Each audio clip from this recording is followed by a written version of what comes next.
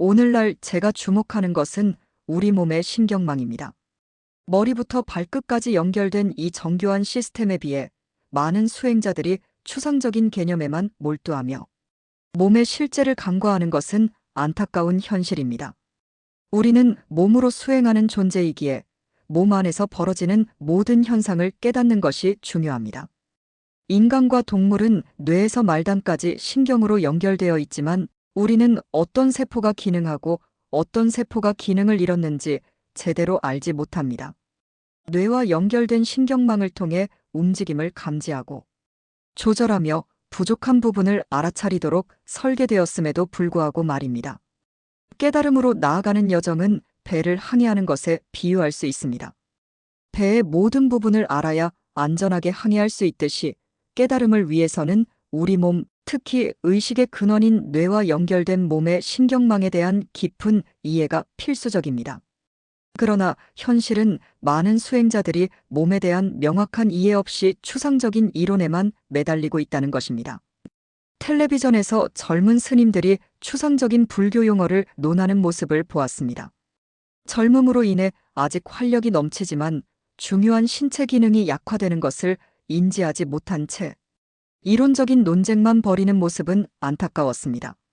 수십 년 수행한 이들조차 자신의 몸 안에서 세포가 어떻게 변화하고 신경이 약화되는지 제대로 깨닫지 못하는 경우가 많습니다. 제 자신의 몸을 통해 분명히 알 수 있었던 것은 온몸이 뇌와 신경으로 긴밀히 연결되어 있으며 의식의 상태는 이 신경망의 기능 활성화 정도에 따라 달라진다는 것입니다. 죽어있던 신경을 되살릴 때마다 번뇌와 같은 의식이 사라지는 경험을 통해 이를 깨달았습니다. 대부분의 사람들은 자신의 몸의 신경 상태를 알려고 하지 않습니다. 그러나 저는 신경을 모두 되살린 후 인체의 오묘한 연결과 신경 기능의 차이를 명확히 알게 되었습니다. 손끝 하나 움직이는 신경의 활성화 정도에 따라 움직임의 질이 달라지는 것처럼 우리 몸 전체의 신경망 활성화 정도는 삶의 질과 직결됩니다. 태어나면서 활성화되었던 신경들이 살아오면서 점차 기능을 잃어가는 것을 깨닫고 이를 회복시키는 것이 중요합니다. 죽어버린 신경의 상태를 알려면 반드시 살려보는 경험이 필요합니다. 인체의 기능을 되살리기 위해서는 죽어가는 세포들을 깨우는 것이 우선입니다. 몸 구석구석에서 기능을 잃고 죽기만을 기다리는 세포들의 존재를 인지하고 그 위치를 파악하는 것이 중요합니다. 대부분의 사람들은 이러한 세포들의 존재를 알지 못한 채 살아갑니다. 저는 제 몸을 살려놓고 나서야 비로소 몸 곳곳에서 세포들이 죽어가고 있다는 것을 명확히 알 수 있었습니다.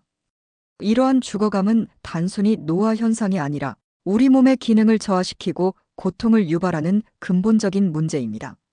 많은 선각자들이 이러한 삶의 방식이 진리가 아니라고 인간 본래의 기능을 회복해야 한다고 외쳤습니다. 저 역시 과학시대에 이러한 메시지를 전달하며 세포 하나하나가 뇌와 연결되어 기능을 회복해야 한다고 강조합니다.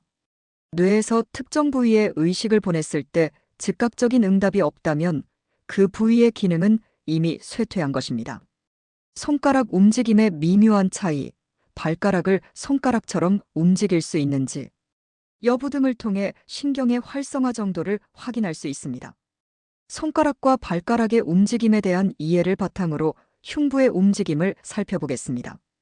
숨을 들이쉴 때 갈비뼈 24개가 조화롭게 움직여야 하지만 우리는 갈비뼈 하나 제대로 움직이는 것조차 감지하지 못하는 경우가 많습니다. 몸통을 움직였을 때 약간의 움직임이 있다고 해서 갈비뼈의 기능이 모두 살아있다고 단정할 수 없습니다.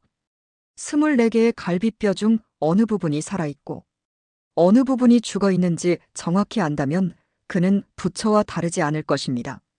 핵심은 우리 몸의 신경망 전체를 깨우고 활성화시켜 본래 가지고 있던 온전한 기능을 회복하는 데 있습니다.